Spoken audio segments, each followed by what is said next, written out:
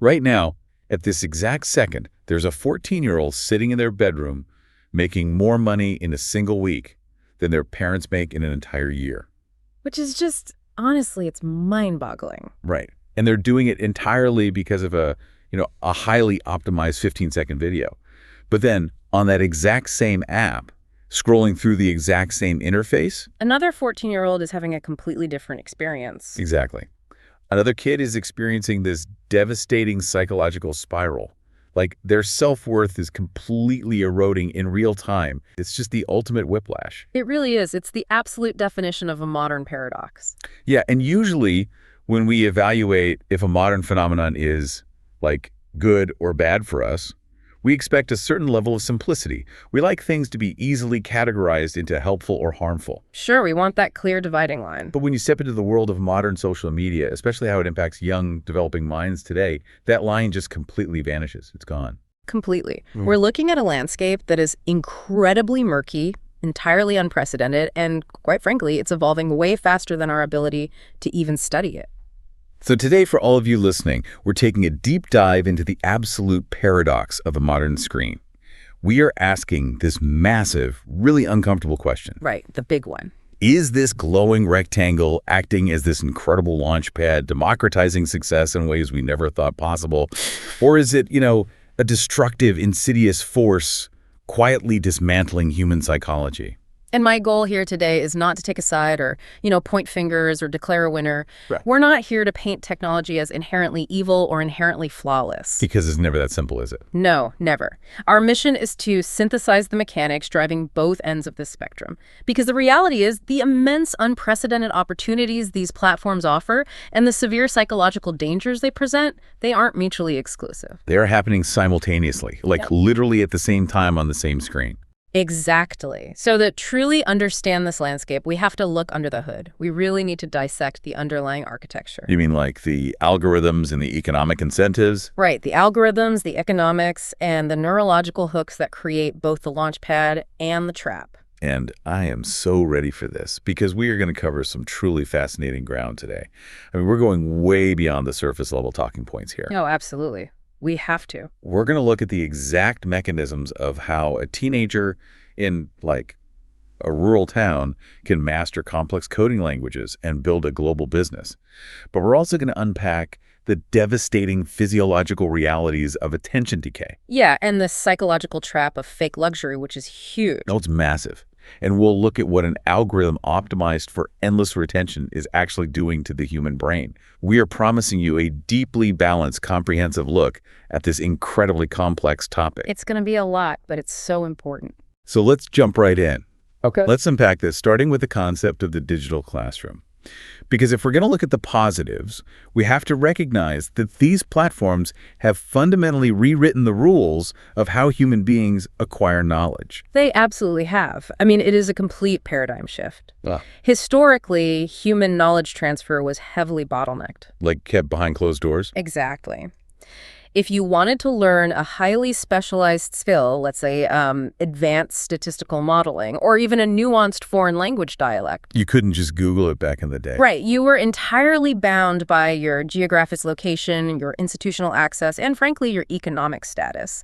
You needed to be accepted into a specific university or find a specific mentor. Or at least have access to a heavily curated library, right? Yeah. Information was centralized and guarded by gatekeepers. But what we are observing now is the total decentralization of mastery. Decentralization of mastery. I love that phrasing. And we aren't just talking about, basic high-level summaries.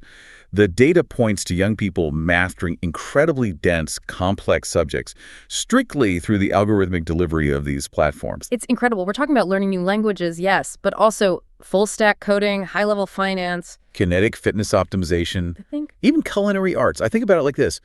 Imagine a global open-source university where the curriculum isn't dictated by a board of directors or some standardized testing agency. Right. There's no syllabus handed down from on high. Exactly. Instead, the curriculum dynamically writes itself in real time based entirely on where your eyes linger and what your curiosity demands. That's a perfect way to describe it. Like if you want to learn how to perfectly sear a Wagyu steak, there isn't just a text recipe. There's a Michelin-starred chef showing you the exact wrist movement. And you can hear the exact sound the fat makes when it hits the pan. Yes, in a hyper-focused 60-second video. Huh. It's wild. And what is crucial to understand here is the mechanism of algorithmic serendipity. Algorithmic serendipity. Unpack that for us. Well, in the old model of the internet, you had to actively know what you were looking for. You had to type a specific query into a search engine. Right, you had to know what you didn't know. Exactly.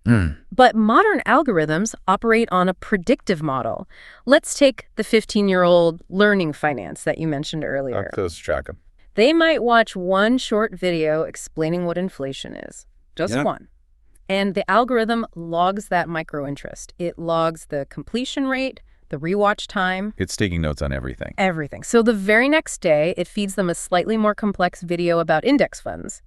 A week later, they are watching detailed breakdowns of compound interest and market cap. Wow. The platform essentially builds a personalized syllabus, progressively layering complexity without the user ever having to actively search for the next lesson. Wait, I have to stop you there, because that is such a wild concept. Yeah. You're saying the algorithm acts almost like a hyper-observant tutor. That's exactly what it is. It doesn't just give you the textbook. It watches your eyes as you read, notices when you lean in, and immediately runs to the library to grab a slightly more advanced book on that exact paragraph. That is precisely what it does, and we cannot understate the significance of the subjects being delivered this way, particularly coding and financial literacy. Because those are the real moneymakers now. They are the foundational languages of the modern economy. The fact that a teenager living in a developing nation can access high-level software engineering tutorials.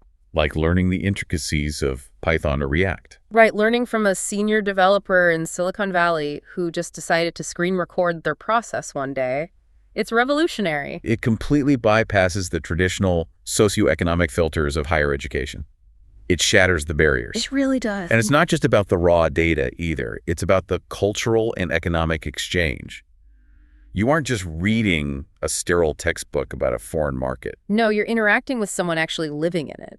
Yeah, you are learning a language through the daily vlogs of a native speaker, picking up the slang, the pacing, the cultural context that a textbook could never, ever capture. It's immersive learning on a global scale. To everyone listening to this right now, think about your own daily habits. When was the last time you learned a tangible, truly useful skill simply because it drifted across your feed? It probably happens more often than people realize. Oh, for sure. Maybe it was a complex Excel macro that automated a miserable part of your job, or a psychological framework that helped you navigate a difficult conversation with your boss. We casually consume this knowledge, almost taking it for granted at this point. We do. But when you zoom out and look at the sheer volume of high-level education happening globally every single second, for free, it is staggering. It is entirely unprecedented in human history.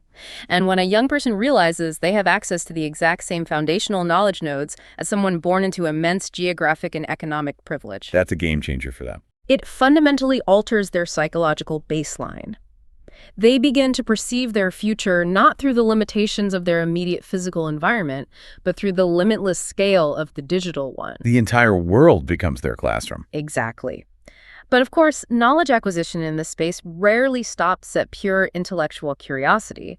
It evolves. Right. They don't just sit there taking notes forever. No, the young people engaging with this open source university are not remaining passive students. They are rapidly transitioning into active creators, participants, and entrepreneurs. Which brings us to the natural evolution of this ecosystem. Because the people making these incredible tutorials, the ones teaching the coding and the finance, they aren't just doing it out of the goodness of their heart. Definitely not. There's a massive financial incentive. There is an entire economy humming underneath this. We are moving from learning the skills to monetizing them. So let's dive into the digital economy and the absolute explosion of the personal brand. This is a crucial pivot. We're talking about the mechanics of the creator economy, where platforms aren't just entertainment hubs, but tangible, high-velocity engines for economic mobility. This is where we see the landscape shift from an educational framework to a highly transactional one. And to understand the scale of opportunity here, we have to look at the transition from the social graph to the interest graph. Okay, social graph versus interest graph. Break that down for us. For the first decade of social media, platforms like Facebook were built on the social graph. Your content was distributed primarily to your friends, family, and your direct network. So it's basically just the people you actually knew in real life. Precisely. If you started a small business selling handmade ceramics out of your garage, your immediate reach was limited to the people who already knew you. Growth was linear and painfully slow. Right. You had to beg your aunt to share your post, or take out an expensive ad in a local paper. Or set up a booth at a weekend craft fair hoping for foot traffic. Man, the dark ages of marketing. Exactly. But modern platforms, specifically the architecture pioneered by TikTok and quickly adopted by YouTube Shorts and Instagram Reels, they operate on the interest graph. So they don't care about your friends. The algorithm does not care who your friends are. It cares exclusively about the quality and engagement metrics of the content itself. This means our ceramicists in the garage can post a highly satisfying, well-lit 30-second video of the pottery wheel spinning. Yes, and if the algorithm detects strong watch time and completion rates from the first small batch of viewers, it pushes it to a larger pool. And then an even larger pool. Then an even larger pool. Suddenly, a teenager with zero connections, zero marketing budget, and zero existing followers can have a video go viral. Reaching, what, 10 million people in 48 hours? Exactly, resulting in orders pouring in from 3 different continents. It is the ultimate meritocracy of attention. The specific concepts that have become the new currency followers, views, watch time, they are tangible economic levers now. They translate directly into revenue. What's wild to me is how the concept of the personal brand has completely mutated. Like 10 or 15 years ago, personal branding was a corporate buzzword. Yeah, it was something middle managers talked about when updating their LinkedIn profile. Exactly. Or something authors worried about. Now, it is a fundamental tool for teenagers. Your digital footprint, your specific niche, your aesthetic, that is your storefront. That is your resume. It is the primary vehicle for modern entrepreneurship, and it allows for hyper-niche monetization. Hyper-niche. Give us an example of that. Well, we're seeing young people build incredibly lucrative businesses around highly specific passions that would never, ever be viable in a localized physical market. Because there just aren't enough people in one town who care about it. Right. Take a teenager who is obsessed with restoring vintage mechanical keyboards. They might be the only person in their hometown with that interest. In the physical world, that is a lonely hobby. You're just sitting in your basement tinkering with keys by yourself. Exactly. But on the interest graph, that is a community of 300,000 global enthusiasts, a thriving YouTube channel, and a 6-figure e-commerce business selling specialized keycaps. Okay, but here is where I have to push back hard. Yeah. Because this all sounds like a beautiful utopian vision where everyone gets to monetize their passion and become a teenage millionaire. It does sound a bit too perfect, doesn't it? It really does. Uh-huh. But when you actually look at the feeds, there is this massive, suffocating influx of what I call hustle porn. Ah, yes. The hustle aesthetic? It is content centered purely around the idea of online business rather than the actual execution of one. You know exactly the videos I mean. Ones with the sports cars. Yes. Some 19-year-old standing in front of a rented Lamborghini telling you that if you just wake up at 4 a.m., take an ice bath, and buy their course on drop shipping, you will be rich. It's incredibly prevalent. So I have to wonder, is this ecosystem actually creating real-world success, or is it just creating a highly addictive, incredibly satisfying illusion of productivity? That is a phenomenal distinction to make, and it exposes the massive survivorship bias inherent in this digital economy. Survivorship bias. We only see the winners. Exactly. It is vital to separate the actual mechanics of online business from the performative aesthetic of hustle culture. The reality is, building a successful personal brand or an online business requires an immense, often grueling amount of invisible labor. The stuff that doesn't look cool in a 15-second montage. Right. It requires market research, supply chain management, video editing, algorithmic literacy, and profound, exhausting consistency. Exactly. The algorithm only shows you the finish line. It shows you the kid who just bought their mama house from their crypto trades or their clothing brand. It completely erases the 3 years of failed attempts. The hundreds of videos that got exactly 12 views. The crushing anxiety of an algorithm change, destroying your reach overnight. It just completely erases the grind. Precisely. And this is where the danger creeps in. The hustle culture promoted on these platforms actively omits the intense discipline required. It commodifies the feeling of success. Commodifies the feeling. So you're buying the emotion without doing the work. Yes. When a user consumes an hour of motivational business videos, their brain releases dopamine as if they have actually accomplished something. Oh, wow. They feel productive, but they haven't produced anything. Furthermore, it creates a deeply toxic expectation that success must be instantaneous. Because the delivery mechanism of the platform is instant. Exactly. And because the delivery is instant, young people project that pacing onto their own lives. When virality is the baseline goal, steady, incremental, real-world growth begins to feel like catastrophic failure. You nailed it. You listen to these kids, and if they haven't made their first 100 grand by age 18, they feel like they are completely falling behind. It is a completely warped timeline. It's fundamentally disconnected from reality. And that expectation of instantaneous reward, that constant feeding of the digital slot machine without the reality check. This feels like the exact moment we step off the launch pad and into the trap. It is. This is the inflection point.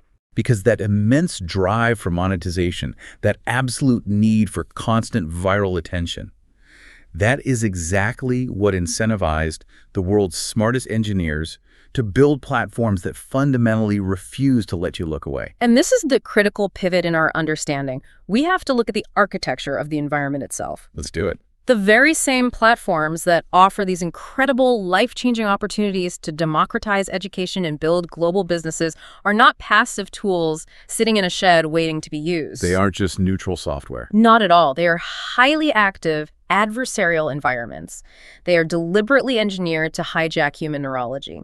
We have to pivot now from the immense benefits of digital creation to the severe systemic costs of digital consumption. So let's step into the dark side of the algorithm. Because when we talk about attention spans, wasted time, and what is explicitly being called TikTok addiction, we aren't just using metaphors. We are talking about weaponized psychology. We are talking about applied behavioral psychology operating at a scale previously unimaginable. Right, they know exactly what they're doing. To understand the mechanism of this addiction, we have to look at what psychologists call a variable ratio reinforcement schedule. Variable ratio reinforcement. Sounds clinical, but it's everywhere. It is the foundational architecture of the endless scroll. And it is the exact same psychological principle that makes casino slot machines so profoundly addictive. Okay, I want to unpack this slot machine analogy, but we need to go deeper than just the cliche. Definitely. Because a slot machine is a physical object you have to, walk up to in a casino. This is a slot machine in your pocket that knows exactly what you are thinking. So let's walk through the actual physiological timeline of what happens in the brain when someone is scrolling. Let's do it. So predictability is the enemy of engagement. If you know what's coming, it's boring. Exactly. If you pulled a slot machine lever and won $1 every single time, your brain would quickly adapt, the dopamine response would flatline, and you would get bored and walk away. Because there's no thrill. Right. The brain craves novelty and uncertainty. What generates the massive spike in dopamine, which is the neurotransmitter associated with reward, motivation, and craving, is not the reward itself. It's not the actual winning. No, it's the anticipation of a potential reward combined with the uncertainty of its arrival. So, apply to the digital feed. Let's say you swipe up. The first video is a guy talking about a movie you don't care about. It's boring. You lost that pull of the lever. Right. You swipe again. The second video is an ad for a toothbrush. Boring.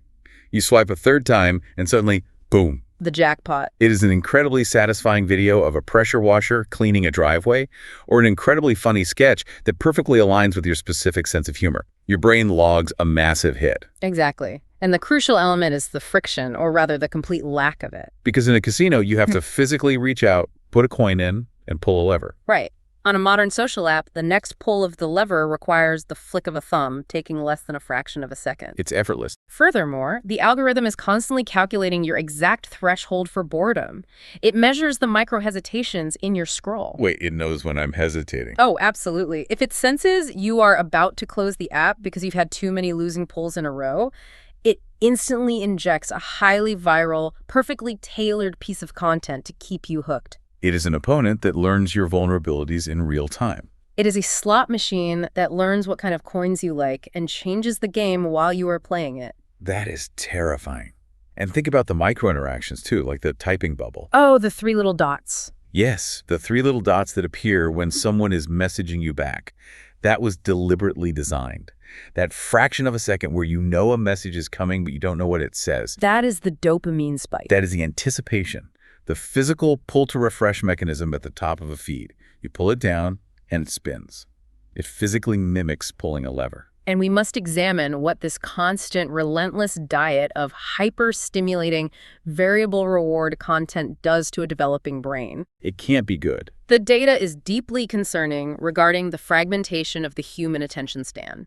The basal ganglia and the prefrontal cortex, which are the areas of the brain responsible for sustained focus and delayed gratification, are being conditioned. Conditioned how? They're being conditioned to expect a massive emotional payoff every 8 to 15 seconds. Which makes real physical life feel agonizingly physically uncomfortable. Precisely. The real world doesn't move that fast. Think about it. We talked earlier about a student learning finance online.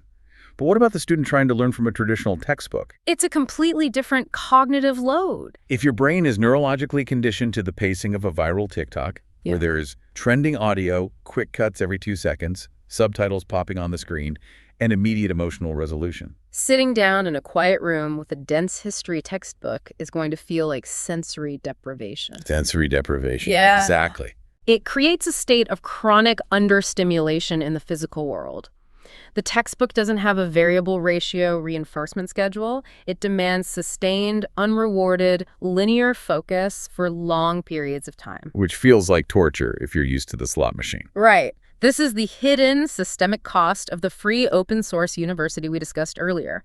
The platforms do not charge young people a monetary subscription fee. But nothing is actually free. No, the currency being relentlessly extracted, harvested, and sold to advertisers is their attention span and their time. Time on device. That is the absolute core metric for these platforms. Time on device. Every single feature, the removal of natural stopping cues, the auto-playing of the next video, the infinite scroll, is designed to frictionlessly paralyze the user's agency. It is the ultimate modern frustration. You sit down on the couch at 8:00 p.m. telling yourself you're just going to check a few notifications. Just a quick check. Right. Maybe watch one of those educational coding tutorials we were praising.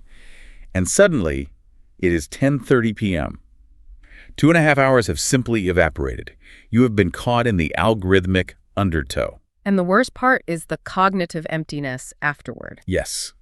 You just consumed 300 distinct pieces of media, but if someone asked you to recall just 5 of them, you would completely blank. Because it is passive consumption masquerading as active engagement. It is entirely different from the intentional learning we discussed in the first phase of this deep dive. Like when you actively search for a tutorial on Excel macros, you are driving the interaction. You possess the agency. Exactly. But when you are caught in the endless scroll, the algorithm is driving you. You are no longer the consumer. You are the product being consumed.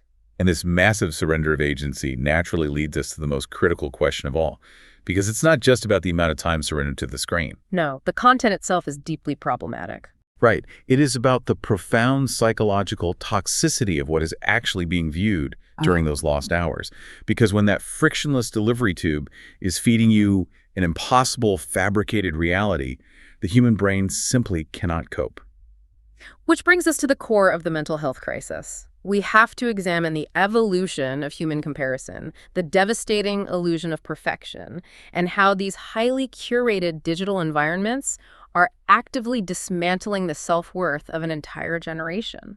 Let's talk about the comparison trap. Because, humans comparing themselves to others isn't a new concept. It didn't start with the iPhone. No, it's deeply ingrained in our biology. But the scale of it has completely mutated.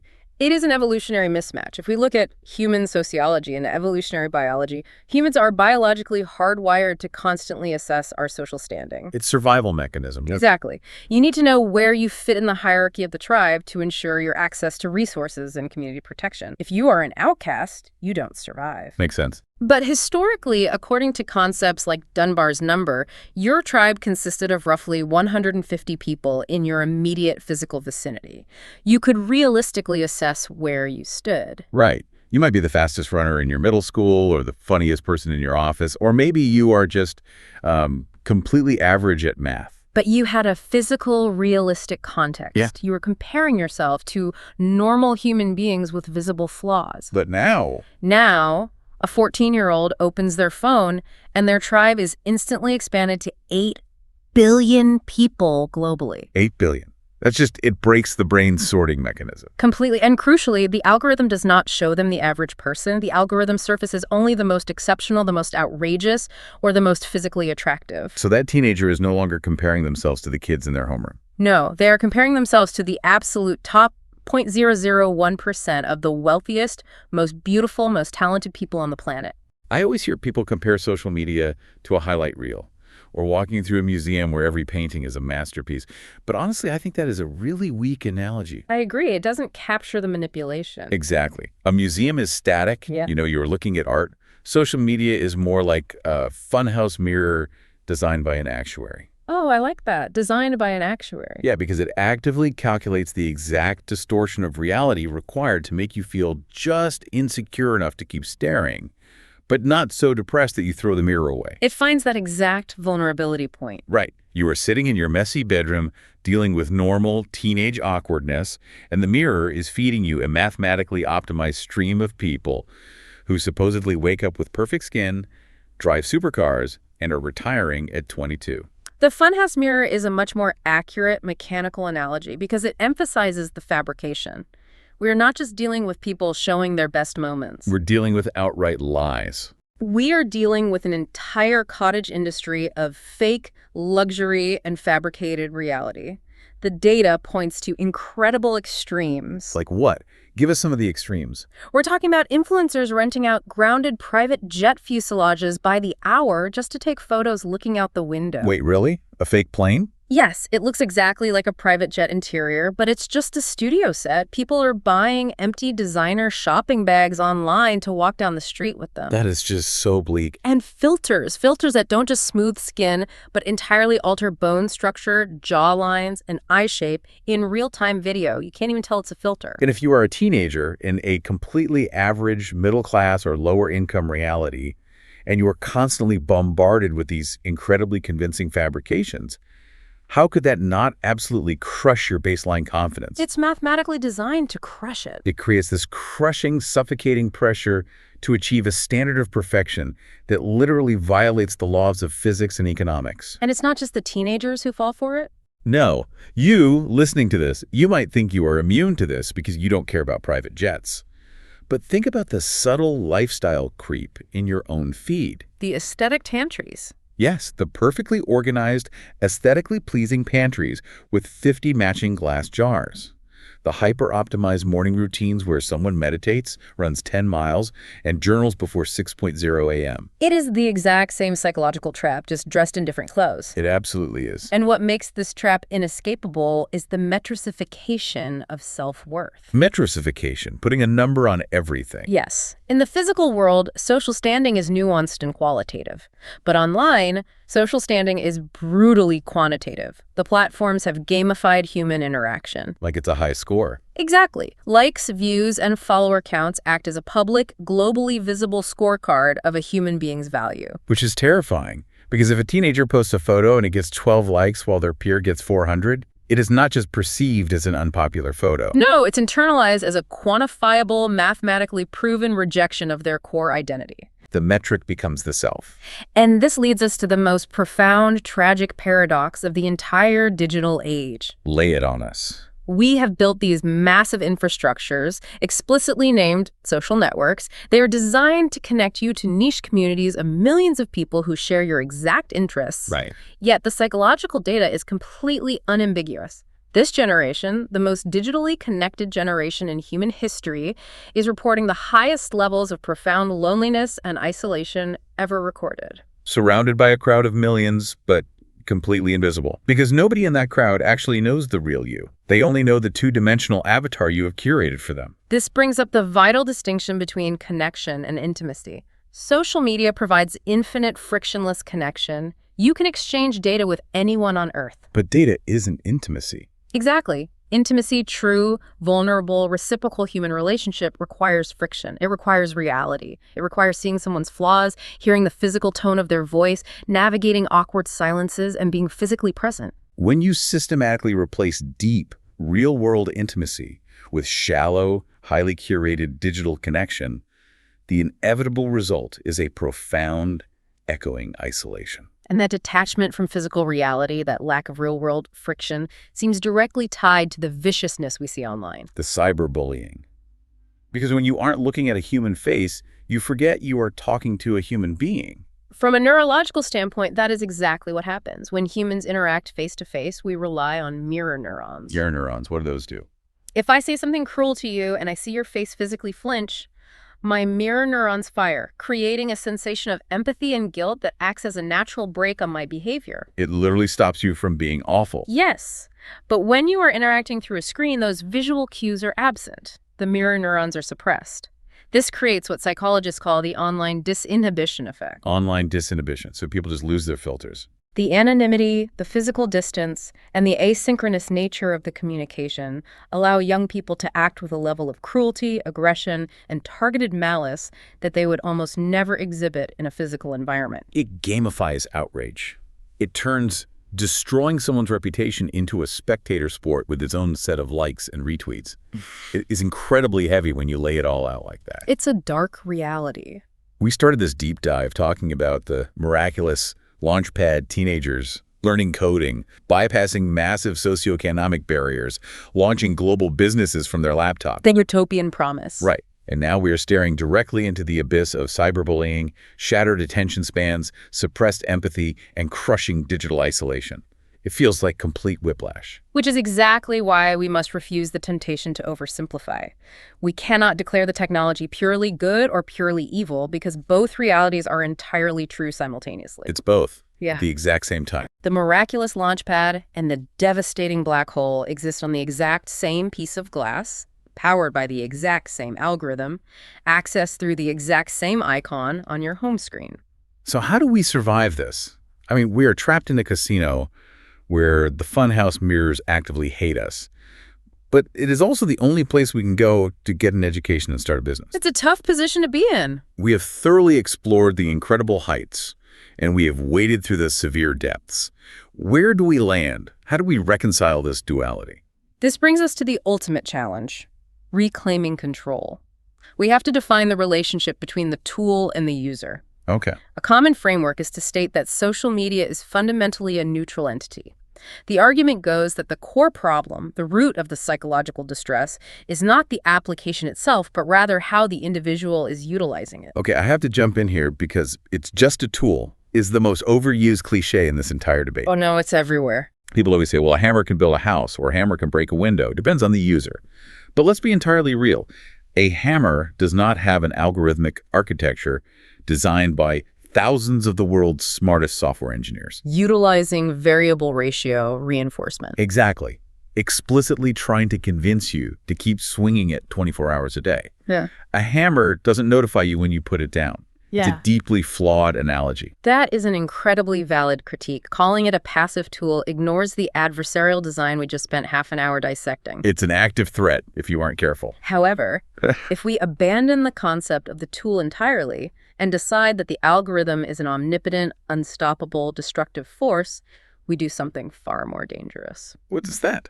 We completely surrender our human agency. Yeah. We adopt a posture of victimhood to the technology. And the moment you believe you have no control, you guarantee that you won't. Wow. Okay, so it is an adversarial tool. It is a tool that wants to use you, which means the user has to be exponentially stronger, smarter, and more defensive than they would with a passive tool. What does that actually look like in practice? How do we fight back? Yeah, how does a teenager or an adult listening to this right now build a defense system? It requires the construction of what we might call cognitive firewalls. Surviving the digital age requires treating these platforms with profound, relentless intentionality. Intentionality, not just scrolling because you're bored. Right. It is about shifting your posture from being a passive consumer floating in the algorithmic river to becoming an active, aggressive curator of your own environment. So you have to prune the feed. If you want to leverage the immense power of the open source university, the language learning, the finance tutorials, the niche communities that genuinely support your real-world goals, you have to actively, ruthlessly prune the rest. It means setting hard physical limits. Yeah. It isn't just about, trying to be better. It means recognizing the physiological signs that you are caught in the slot machine loop of the endless scroll. Like that numbness in your eyes, that specific posture. Exactly. And literally forcing yourself to close the app. or utilizing software blockers that do it for you.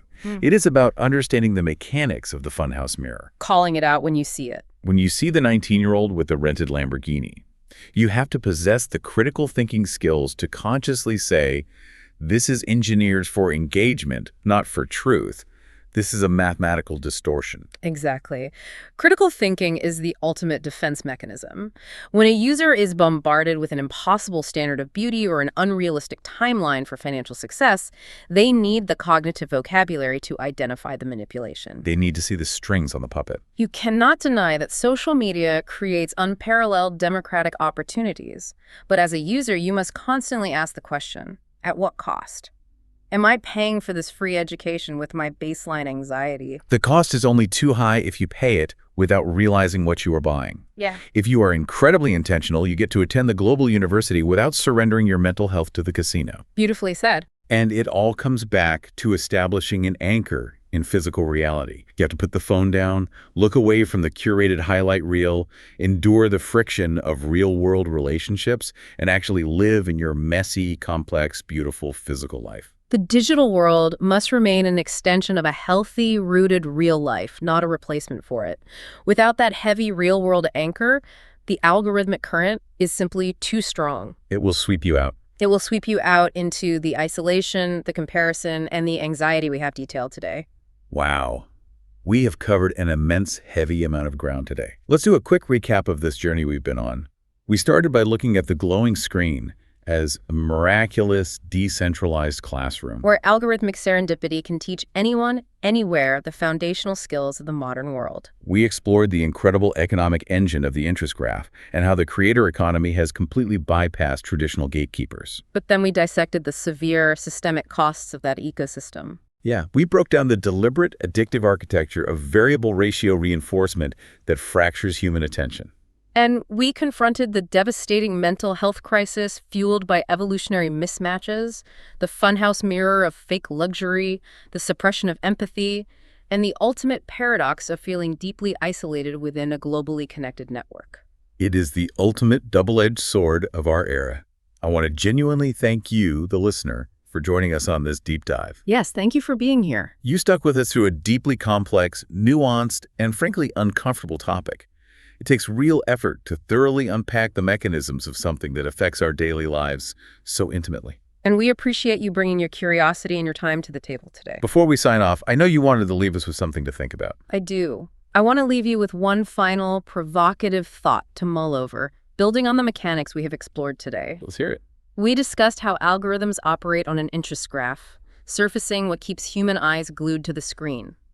In that sense, the algorithm is not an alien intelligence. It's not some monster we invented. No, it is simply a hyper-efficient mirror reflecting aggregate human desire back at us. Wow. If that is true.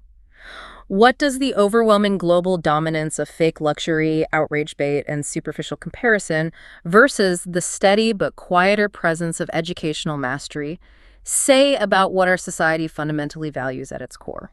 That's a heavy question. And more importantly, as you open your phone tomorrow morning and the algorithm waits to see what you will choose to look at, how will you actively train that mirror rather than letting the mirror train you?